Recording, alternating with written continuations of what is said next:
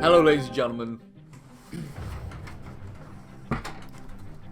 Hello, ladies and gentlemen. Welcome back to Nerd Den here once again. And in today's video, I am finally going to be doing that Q&A that I promised months ago. I think I was originally advertising it after season 12 or series 12 of Doctor Who finished, and that was like beginning of March. So.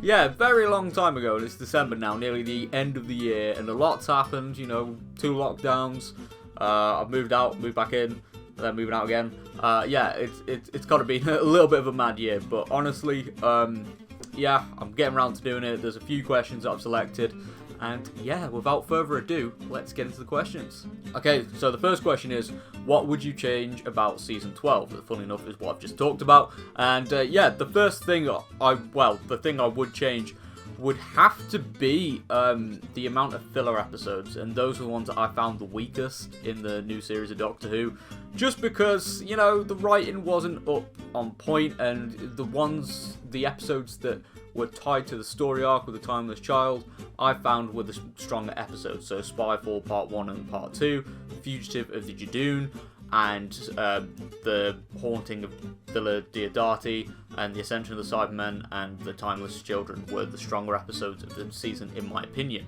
The next question is, congratulations on achieving 500 subscribers. Thank you very much. Goes to show how long ago I actually advertised this.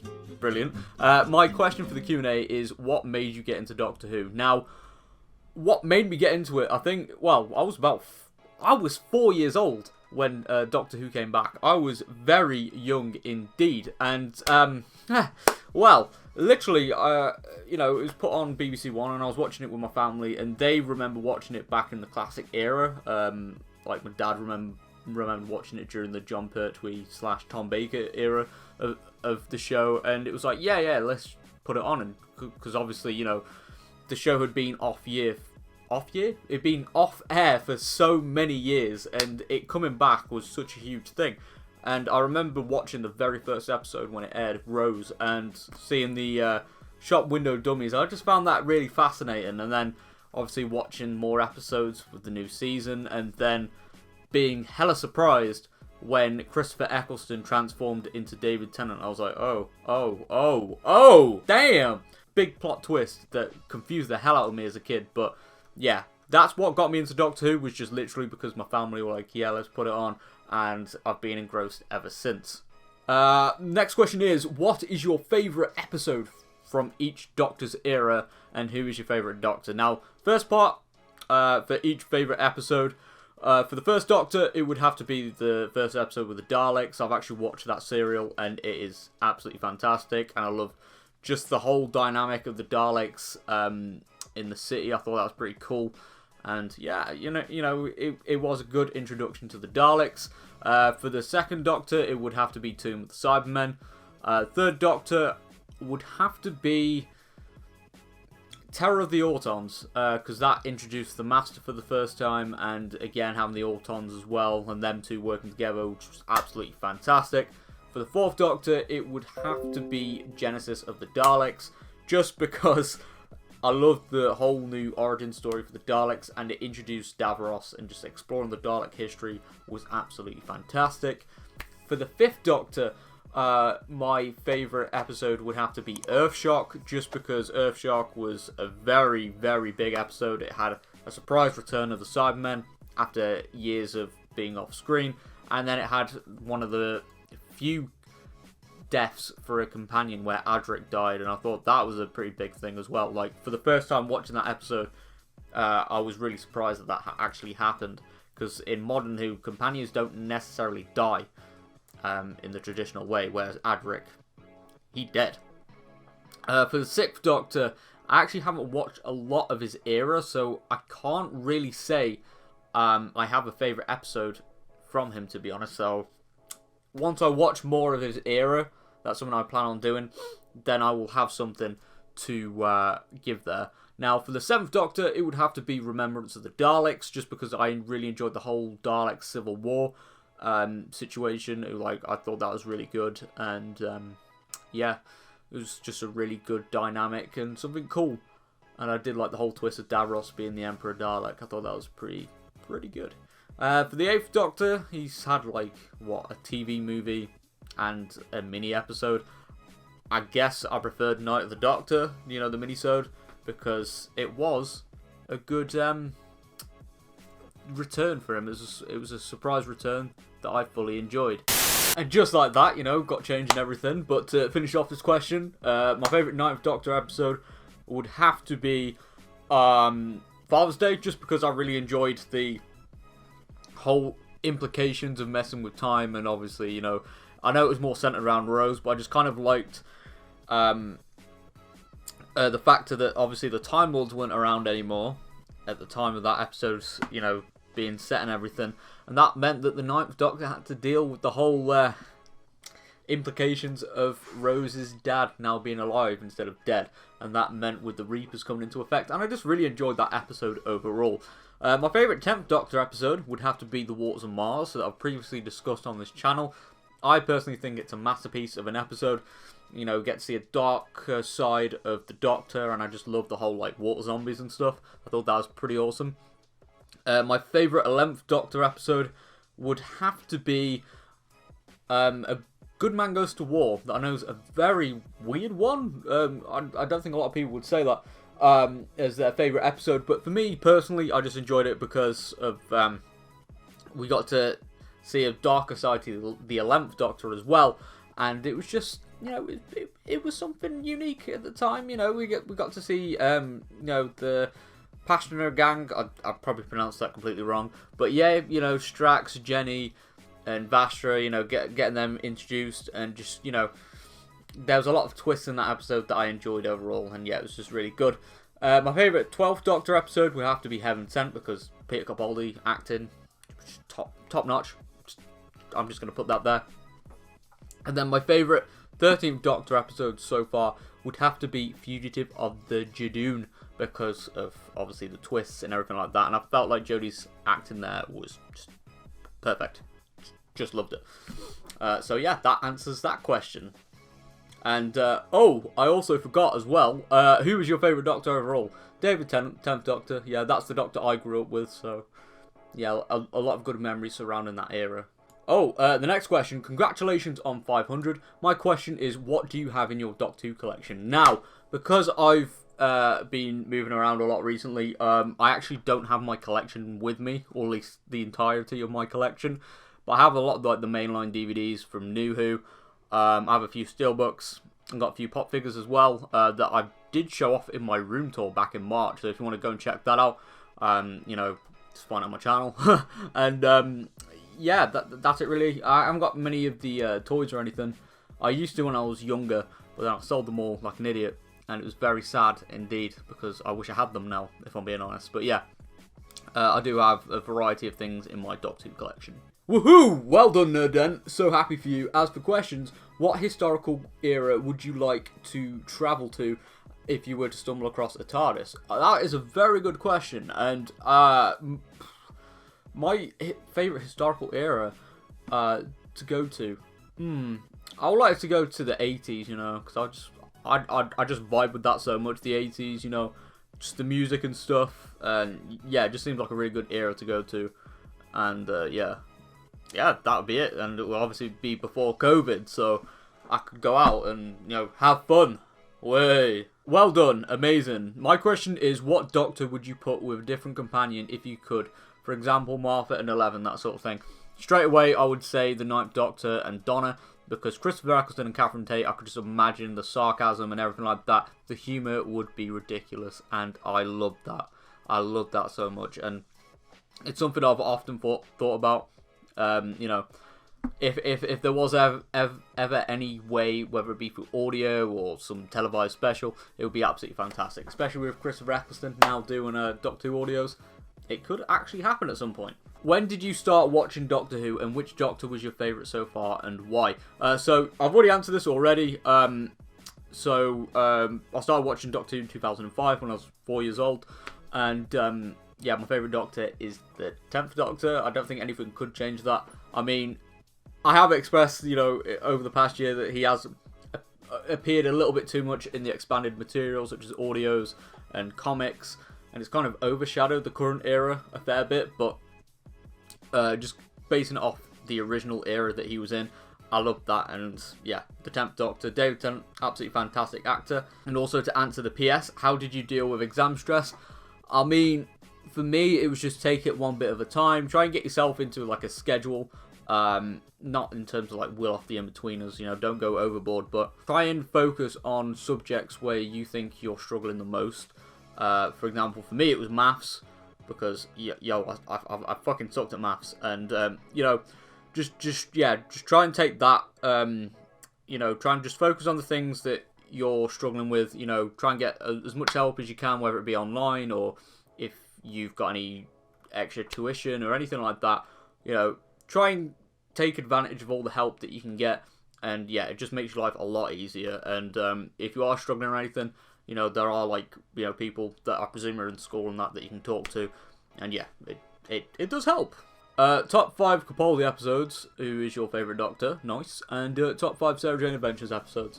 Okay, so my top 5 Capaldi episodes, I'm not going to do them in like any order or anything. So it would be Heaven Sent, Dark Water, and Death in Heaven. I'm going to count them as like 2 separate entries. And then it would have to be The Witch is Familiar. That was the second part for the opener of Series 9. And then I would have to say The Doctor Falls. So yeah, there's 5 there. They are my favourite episodes for Capaldi. And my top 5 Sarah Jane Adventures episodes. I'm trying to remember all the names now. It's going to be a bit embarrassing if I get them wrong. The Wedding of Sarah Jane Smith, Death of the Doctor, The Lost Boy, because K9 showed up in that, and I just loved the Slavine's appearances. The Nightmare Man, was that the actual episode title? I can't remember. I believe so. And then it would have to be Day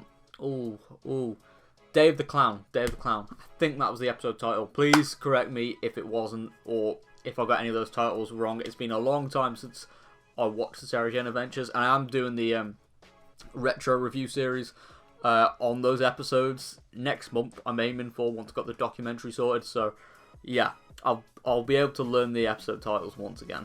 Oh, very good question here. If you could write a Doctor Who episode, what Doctor and what companion would you have meet, and what villain and time period would they be in? So obviously I'll take the 9th Doctor and Donna, just because of what I explained before. The chemistry would just be off the charts. Yes, let's go. And for the villain, I would actually like Donna to meet the Slavine. I would have to say that. It would be kind of hilarious, and the time period would be modern day Earth, but again, try not to make it a rehash of their previous episodes that they've been in, where they've been in political power. But it would be nice to see them, I don't know, take on like a large business, like a large IT business, something similar to Microsoft, and you know, just turns out to be some grand Slavine plan that I think would be pretty cool to see. And obviously, you know, Donna noticing the farting aliens and that, yo, it would be amazing. Do you have any tips on how to be really great at YouTube like you? No, thank you. And get loads of subscribers? Well, what I did for this channel, because I had a channel before this, and a channel before that actually. So I've been on YouTube for nearly 10 years technically, but this channel for a year. That's, you know, a fair bit. But yeah, thanks for the, you know, feedback there. In terms of being really great on YouTube, there's no definition purely for being great, if I'm being honest. If someone finds you entertaining, or if you're overall, if you're enjoying what you're doing, then yeah, stick with it. And if someone finds you entertaining, then yeah, that's the bonus. But I'd say don't make a video if you're not happy with it. And obviously, you know, try and do things that you're comfortable with, because if you enjoy something, you know, you got the enthusiasm and it shows off in your video. And that's one thing, you know, if you're enthusiastic, not necessarily all hyper, you know, alleviation, but if you are, you know, enthusiastic and it, you know, and it shows on videos, honestly it does. Like, I've watched some older videos of mine where I was like, you know, a little bit deadbeat, and yeah, I didn't get a lot of feedback on those videos, and you know, a lot of people didn't watch them. But you know, when I'm enjoying what I'm doing, people seem to enjoy it as well, you know, the people that enjoy the content. And there you go, that's how you build your fan base, and that does lead to people to subscribe. And I know with this channel as well, talking about Doctor Who. It's something I enjoy, alongside, you know, the other fandom stuff that I talk on the channel. But it's mainly Doctor Who because that's what I enjoy. You know, I've loved Doctor Who for 15 years now, and you know, even when I'm talking to it, you know, with some friends of mine in real life or whatever, you know, I'm always enthusiastic about it. And if you have knowledge as well of the subject that you're trying to talk about, whether it be video games, makeup, politics, or anything like that, if you enjoy what you're talking about, people will enjoy it as well. You know, if they have a similar passion, they make that connection, they subscribe. So yeah, that's the advice I'd give you. If you could rewrite an episode of Doctor Who, what episode would it be, and what would you change in the episode? Straight away, it would be Hellbent. I would remove all the Clara stuff, except for like a few references. I'd make it focused on Gallifrey, similar to The Timeless Children. Obviously not with the same, you know, story, but in terms of Hellbent, it would be like a mini civil war between the Doctor and Rassilon that I wish actually happened in that episode, and what I thought would have happened. But yeah, the whole Civil War thing would basically involve Rassilon and the Doctor going to war. The Doctor would have his own, you know, army of Time Lords, and then obviously Rassilon would have his grander High Council. That would be interesting to see.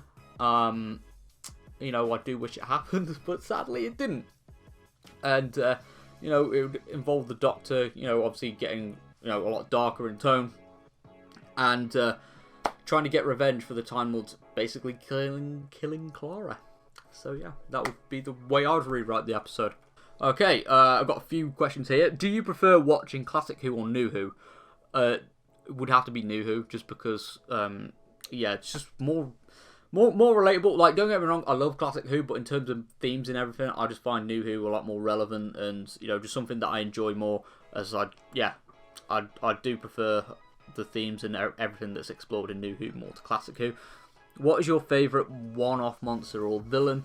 I would have to say the water zombies from the Waters of Mars. Absolutely love them, and just one drop and they'd change. Yeah, I love that. And what monster / villains do you want to return, and why? The villain I'd like to see return is the Rani, another renegade Time Lord, a mad scientist, and I'm surprised she hasn't returned already, but with the Master making multiple reappearances since the show's come back, it's about time that the Rani makes a return as well. That would be amazing to see. Alright then, so for my second to last question, if you were the showrunner, what would the first thing you would change? Now, I know this isn't necessarily to do with the showrunner per se, but it does kind of influence it, you know, in terms of when I have the scripts ready and stuff.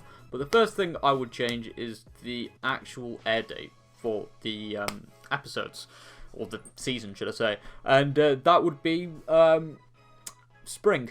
I would try and like do spring airtime yearly, because I know Doctor Who recently has had a lot of gap years, and I'm like, no, try and do consecutive springtime airtime, and you know what, we will be fine. It will help push the viewing figures up a little bit as well, and it will just be a bit more consecutive, and it will be like a reliable time of the year when Doctor Who will air. It will be guaranteed, so people will know once it's spring, Doctor Who will be airing. So yeah, that'll be pretty cool to see.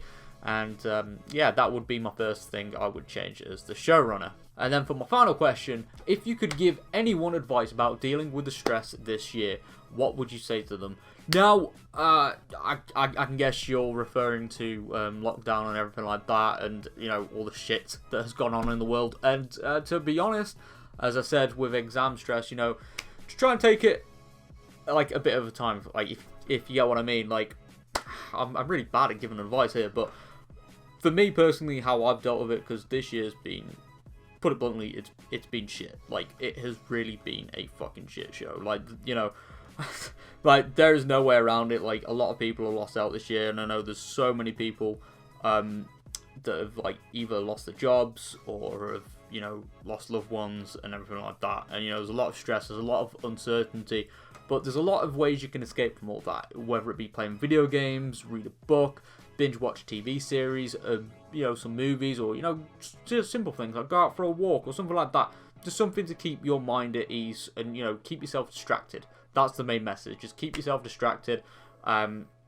Maybe like tune out from the news as well, because honestly, like especially when it was like the first lockdown, you know, there's a lot of you know, negative things being spread around, and like honestly, it's good to switch off and, you know, maybe, you know, do some watch-alongs perhaps. Like if you're a Doctor Who fan, that I presume you are if you're tuning into the channel, or, you know, of any other fandom, because I know over lockdown there's a lot of watch-alongs for various TV shows and everything.